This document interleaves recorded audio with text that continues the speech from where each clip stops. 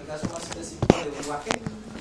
Y bueno, tenemos que la presencia del aminoácido RNA de transferencia, que el ERF1 es específico para las alteraciones. Los genes codificantes son homólogos a ERF1 y el reconocimiento es restringido por codones específicos, como en este caso, ¿verdad? Y bueno, aquí habla de algunas especies, de que también los codones de paro, qué es lo que van a codificar y cuál es la condición que se requiere para que tengan estas características. Tenemos que también las señales de terminación van a ser condicionadas en el caso de acontecimientos traduccionales no estándar o no tradicionales, vaya, como es el desplazamiento del marco de lectura llamado frame shifting, que bueno, hablábamos de que era de cuando se tenía un hueco, lo vimos en la clase pasada, que se tenían 4 nucleótidos y bueno, quedaba por ahí un hueco y entonces eso generaba un movimiento en el marco de lectura. El caso de mutaciones, de que haya un cambio de nucleótidos, o como es la incorporación de la selenocisteína, que bueno, este es un nucleótido que tiene un átomo de selenio, y bueno, esto va a generar también el reclutamiento de otras proteínas y va a generar cambios en el caso del reconocimiento del codón de paro. Tenemos que otra de las condiciones es la posición de la base. Esto va a generar o va a condicionar la eficiencia de la terminación en el caso de bacterias, levaduras y humanos. Y bueno, tenemos que condiciones como los codones de paro, que tienen 4 nucleótidos, van a condicionar esta liberación de estos factores. Y también menciona que se ha reconocido que la secuencia de aminoácidos previa a la terminación o posterior a la terminación también van a condicionar este tipo de eventos, así como los nucleótidos que están aguas abajo, o sea, hacia río abajo, no sé, no, así también lo llaman en España. Sí, doctora. Pero va para abajo, pues. Submarino, pues. Es que la analogía tiene que ver con el río. a los que se gustan. Sí, pero ya les digo que está agua abajo hasta el caudal hacia abajo. Da un caudal. El extremo 3'. Y bueno, esto va a condicionar la liberación del factor RF2 en el procariotes. Y bueno, también otra parte del artículo habla de la condición del codón de paro programado.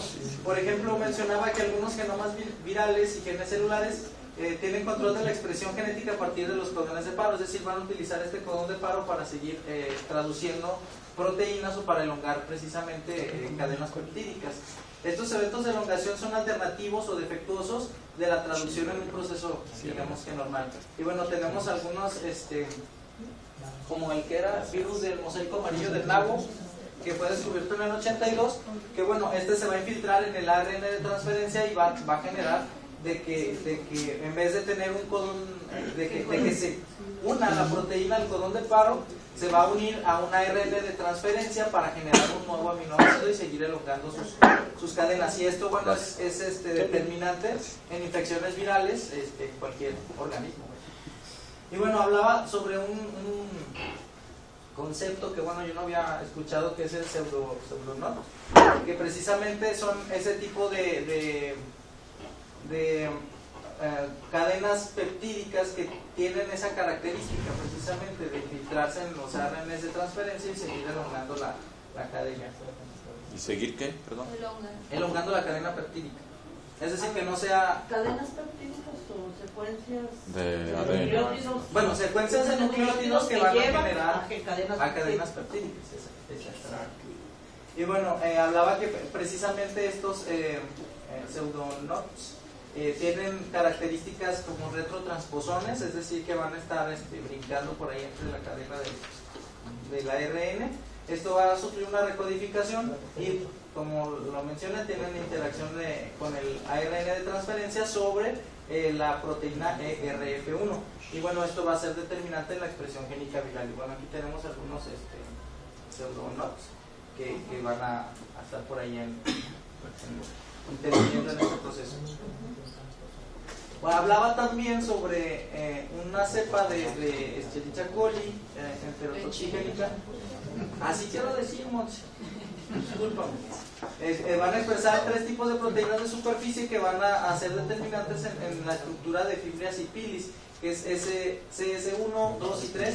Y bueno, hablaba de que este organismo requiere de la supresión de un codón de paro para producir la proteína, es decir, necesariamente requieren de suprimir este codón de paro para seguir elongando sus proteínas para que pueda codificar para proteínas estructurales, que recordemos que en el caso de las bacterias pues es muy importante en la transferencia de información genética, las fimbrias y los pilis. No son las como los pelos que las no,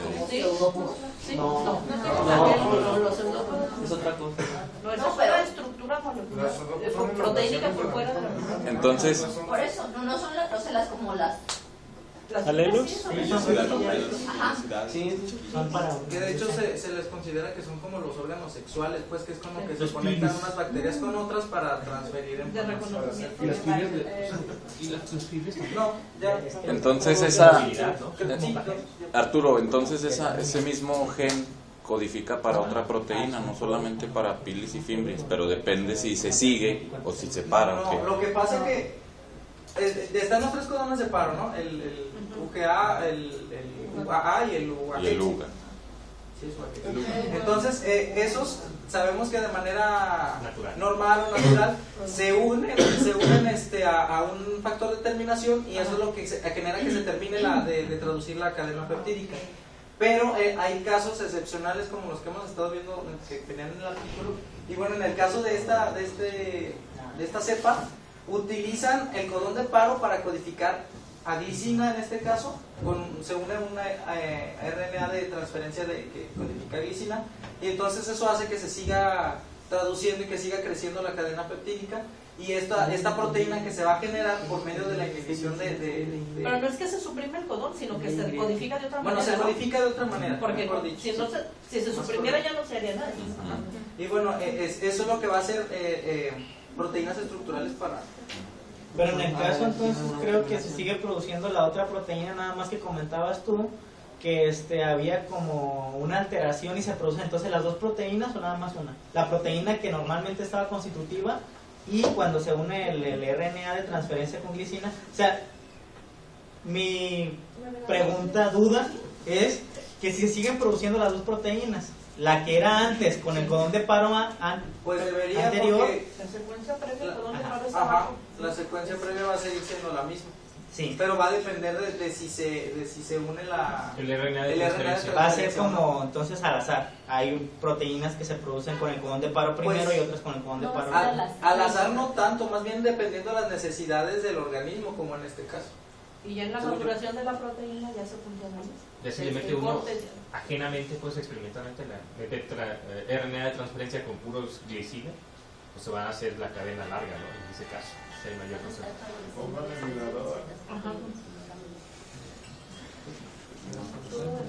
Y bueno, también hablaba de que otro factor que va a ser determinante para la modulación de la eficiencia de estos colones de paro va a ser la concentración precisamente de la proteína. Va a ser lógicamente como un sustrato limitante en el caso de este tipo de reacciones, como es en las Saccharomyces. Y bueno, estas concentraciones van a generar lo que se le conoce como estados sí positivos y negativos, y va a ser determinante para la elongación o la terminación precisamente en el extremo C-terminal de la proteína, y obviamente va a modular la eficiencia. Sí, aunque esté el codón de paro, si no está esta proteína no se para porque no se acopla GTP. Y bueno, ya para terminar, hablaba también de que va a ser determinante los factores, que bueno, tenemos que la modulación de la eficiencia, pues así como resumen, va a ser determinada por nucleótidos río abajo, el mismo codón de paro, el sitio de RNA de transferencia, los aminoácidos que comentábamos que están antes y después también de la cadena peptídica naciente, así como estructuras secundarias que se vayan generando en la cadena, como son los tallos o bucles. y los pseudonodes que comentábamos, por ejemplo, en los virus, y obviamente la concentración de la GTP, que obviamente es el que genera el gasto de energía para que se genere la reacción. Pero ese nada más es en eucariotas. Sí, Sí, ¿verdad?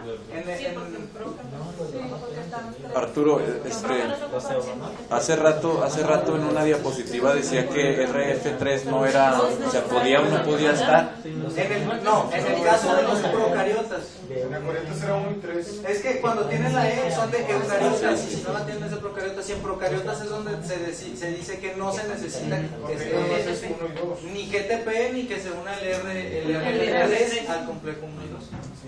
Ya. ¿Sí? Ya. Y ya, esto.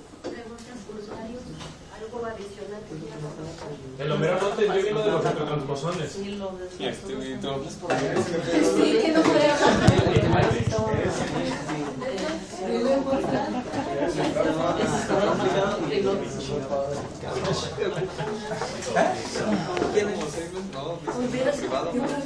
Sí, ese era primero. Sí, era más claro.